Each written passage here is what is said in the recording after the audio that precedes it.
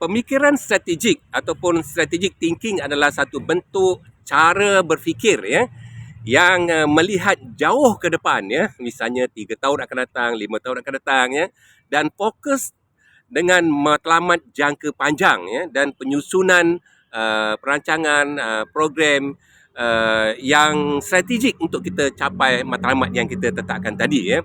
Jadi kita melihat satu bentuk perancangan masa depan ya, atau matlamat masa depan ya. Dan ada 4 ciri utama pemikiran strategik ni. Yang pertama ialah kita melihat gambaran besar ya, atau big picture ya, tentang sesuatu perkara, projek, program ya.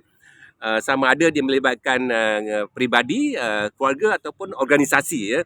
Jadi kita dapat melihat secara menyeluruh ya. Kalau kita ada perniagaan kecil sekarang, 5 tahun akan datang nak jadi perniagaan macam mana? Modal berbayar macam mana? Berapa banyak produk yang kita nak pasarkan? Skop pasaran kita macam mana? Dalam negeri, luar negeri, macam mana? Jadi kita lihat secara besar begitu ya. Yang kedua, kita menilai keadaan semasa kita. Maknanya apakah kelemahan-kelemahan kita? Apakah kekuatan-kekuatan kita? Kita senaraikan dan perincikan betul-betul ya.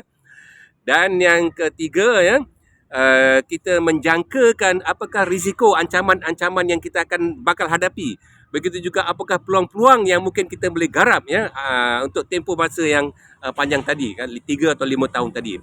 Dan yang keempat, kita membuat pilihan tentang apakah pelan tindakan, apakah langkah-langkah, apakah program-program, apakah projek-projek yang berdaya maju yang kita nak laksanakan mengikut keutamaan bagi kita mencapai matlamat yang kita tetapkan tadi ya.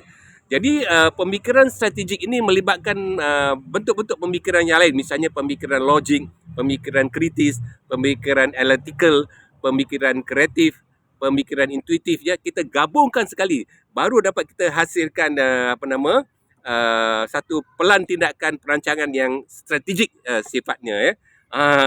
Jangan lupa ya, sama ada dalam kehidupan peribadi, keluarga atau organisasi, kita perlu berfikir secara strategik untuk memastikan kita berjaya ya, atau menjadi lebih hebat daripada apa yang kita ada sekarang ya.